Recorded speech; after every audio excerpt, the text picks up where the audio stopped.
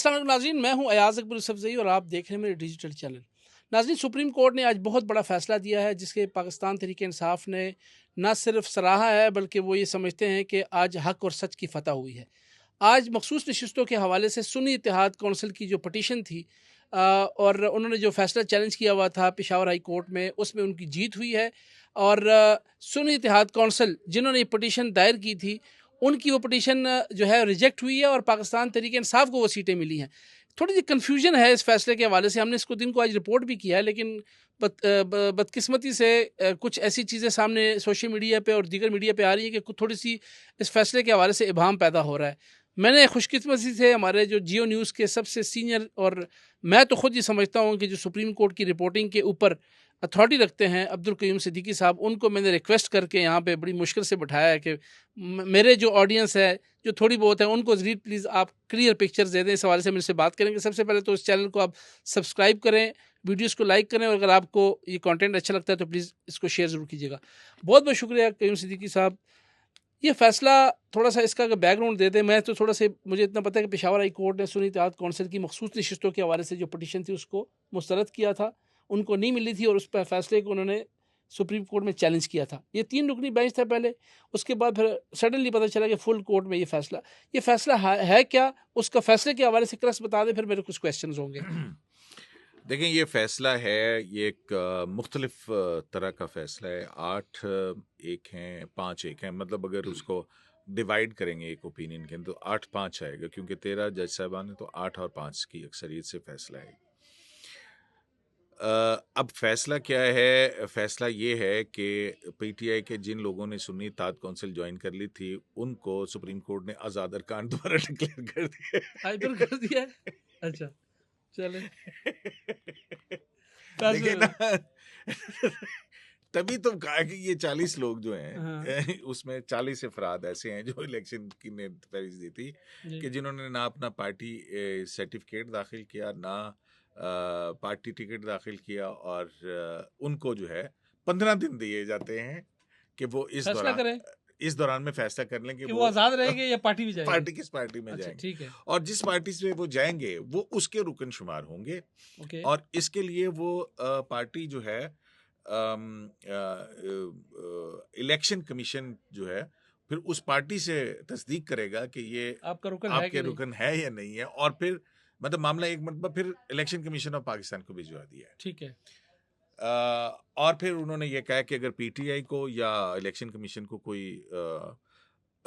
परेशानी होती है तो 8 जजेस को चैम्बर में जो है ना लेके आना, मामला फुल कोर्ट के अंदर नहीं जिन्होंने लाना। जिन्होंने इस पिटीशन के हक में फैसला हक दिया, में फैसला दिया उन 8 उन जज साहबान के पास आएगा। अच्छा, यानी एक तरह से आपको पता है पनामा के अंदर एक मॉनिटरिंग जज हुआ करते जी, थे, इजाजुल हसन साहब। इजाजुल हसन साहब। पनामा में उनको कहा था कि वो मॉनिटरिंग जज होंगे। हाँ, तो अब जो है वो 8 जज साहबान जो है वो इलेक्शन कमीशन के ऊपर मॉनिटरिंग जज तो मुकर्रर कोई हो गए। इसमें कोई बुरी बात तो नहीं है ना कि डायरेक्शन देखें। पहले भी सुप्रीम कोर्ट का जो कयूम साहब फैसला था उसको गलत इंटरप्रेट किया इलेक्शन कमीशन ने, जो निशान उन्होंने अच्छा, निशान के एक बजाय। बात, अरे बड़ी जी, बात, आज सारे कहते थे ना इंटर पार्टी इलेक्शन वाला 13 जनवरी वाला फैसला गलत है। जी।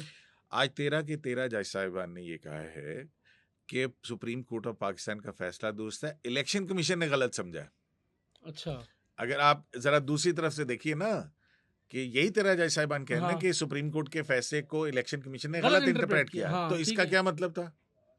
कि एक इन्होंने ये ये सारा नहीं फैसला कहा ये कि सुप्रीम कोर्ट का फैसला गलत गलत था। है। उन्होंने कहा जी फैसला, वो अपने फैसले को तो बैक कर रहे हैं ना, उस इलेक्शन कमीशन पे सारा डाल दिया है। तो फिर हाँ, 13 जजों ने आज वैलिडेट किया काजी फैसला का वो फैसला, सही है, ठीक हो गया। ठीक अच्छा, है। जिसपे उनको बल्ले का निशान नहीं मिला। मैं जाहिर है, उसी के देखिए अपने ना, ऑडियंस के लिए बता रहा हूँ कि कौन सा हाँ, क्योंकि फैसला वो इंट्रा पार्टी इलेक्शन नहीं पहले करवाए थे उन्होंने। 2021 में 1 साल दिया इलेक्शन कमीशन ने, फिर 6 महीने दिए, फिर 3 महीने दिए, और फिर जब नहीं करवाए, और जब करवाए तो वो शैम इलेक्शन करवाए, ठीक है। ठीक है, जो कलअदम करार दिए।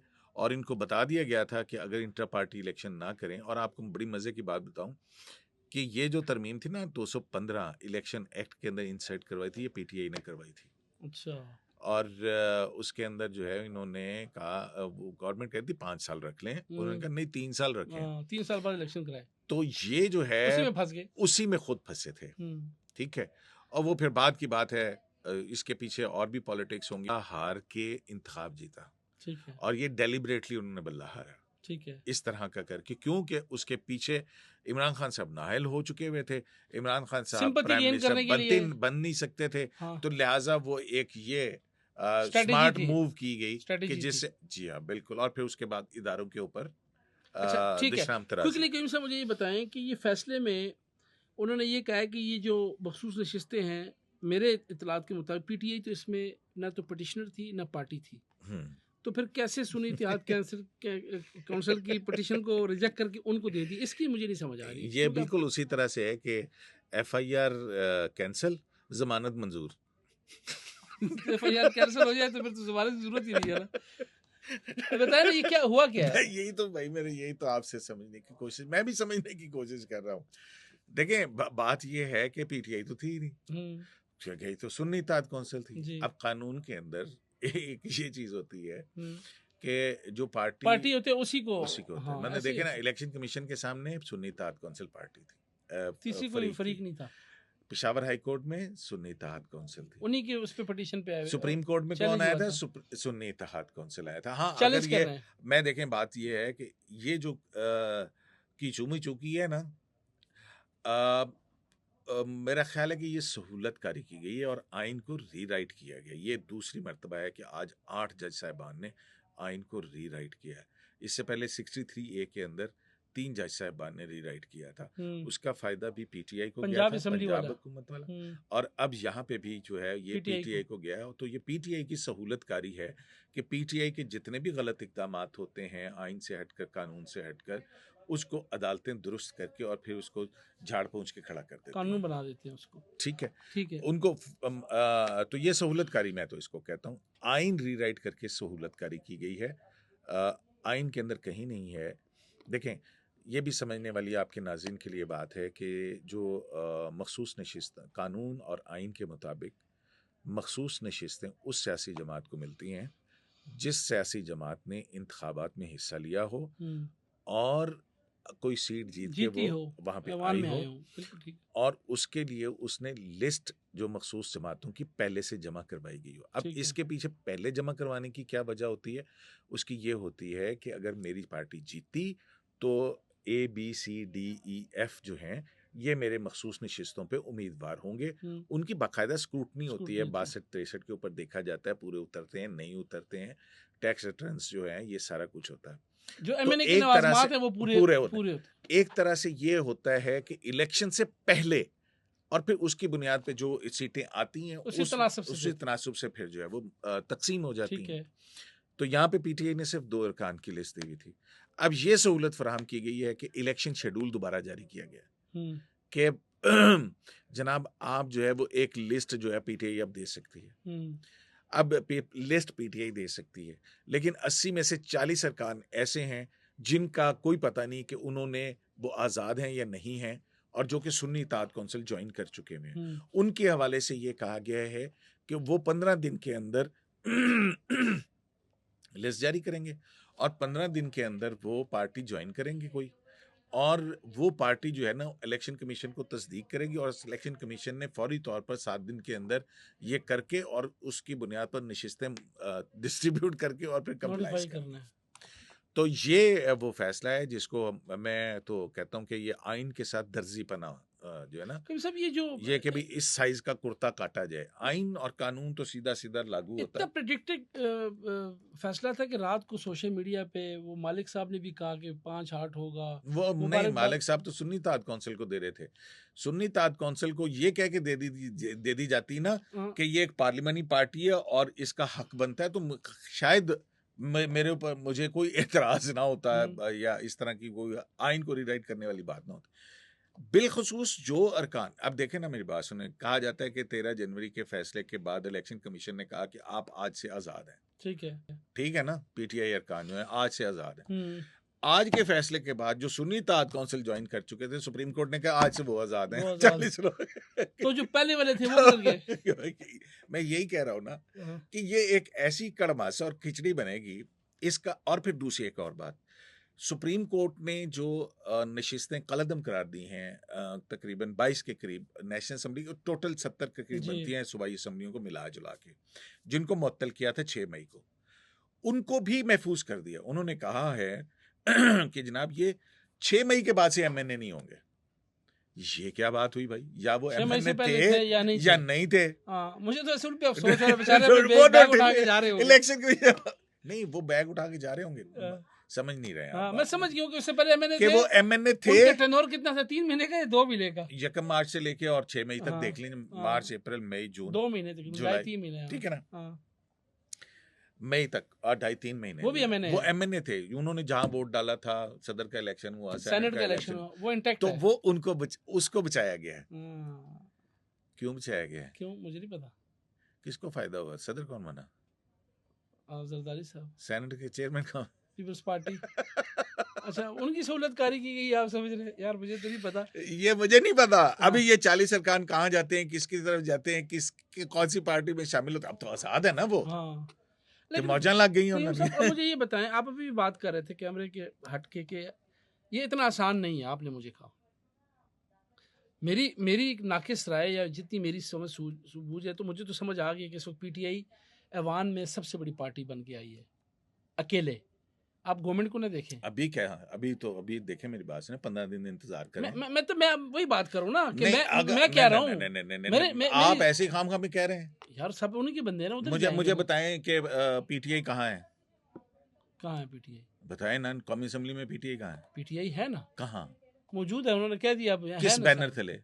उन्होंने कहा हम उनको रिकग्नाइज करते हैं। किस बैनर तले? अपने कोई बैनर की जरूरत नहीं है, बस मैं यही PTI तो कह रहा हूँ भाई, इस वक्त सुन्नी इत्तेहाद काउंसिल है। वो खत्म हो गई है, कह रहे।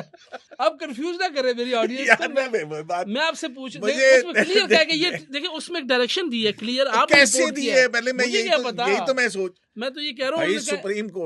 सुप्रीम कोर्ट है, हाँ, कोई बादशाह सलामत तो नहीं है, हाँ, ठीक है ना? ठीक है। उसका एक आइन और कानून की हदूद कयूद है हम्म, कि 185 की अपील थी, उसके अंदर उन्होंने 184 का इख्तियार कैसे इस्तेमाल किया, फिर उसके बाद जो है ये घड़ी को पीछे कैसे लेके गए, फिर कैसे नया इलेक्शन शेड्यूल जारी कर दिया, फिर उसके अंदर फिर पॉलिटिकल पार्टी आ गई। अब ये मुझे बात बताएं, पीटीआई का इस वक्त हेड कौन है? बैरिस्टर गौहर कहाँ लिस्टेड है? सुन्नी इत्तेहाद काउंसिल में। तो वो खत्म हो गया, उन्होंने कहा ना। यार सुन्नी इत्तेहाद काउंसिल कहाँ खत्म हो गया? वो कह रहे कहा है हैं उन्होंने कि सुन्नी इत्तेहाद काउंसिल जो ने तो ये वहां से उन्होंने आजाद कर दिया, उन्होंने कहा, आपने खुद नहीं कहा आजाद हो गए। नहीं, देखे ना, मैं वही तो कह रहा हूँ ना। तो एक जो लोग अपनी फ्री विल से एक पॉलिटिकल पार्टी ज्वाइन कर ली थी, सुप्रीम कोर्ट के पास कौन सा इख्तियार है कि वो कहे कि हाँ आप उस अच्छा, पार्टी मुझे में नहीं जा सकते, इस पार्टी आप में उस रहेंगे। 39 बंदों का नाम ले रहे हैं ना।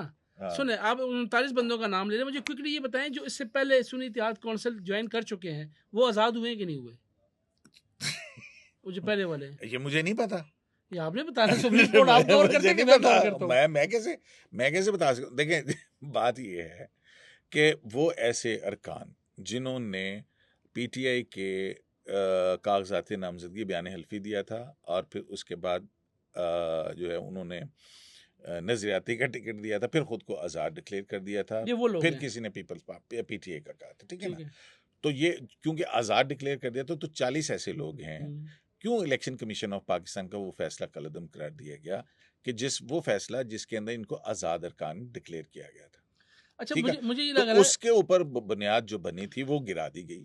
जब वो बुनियाद गिरा दी गई तो सुन्नी इत्तेहाद काउंसिल की पार्लिमानी लीडर जो है ऐसा तो जरताज नहीं गुल है। नहीं है। अच्छा सुने ना, ऐसा तो नहीं है कि ये जो 35 से 40 लोग हैं सुन्नी इत्तेहाद काउंसिल करेंगे और ये जो आज वाले ये पीटीआई में चले जाएंगे? ये तो अब उन अरकान ने फैसला करना, अब तो वो आज़ाद हैं। देखें, कुछ इलेक्शन कमीशन ने आज़ाद करार दिए, अब सुप्रीम कोर्ट ने आज़ाद करार दे दी।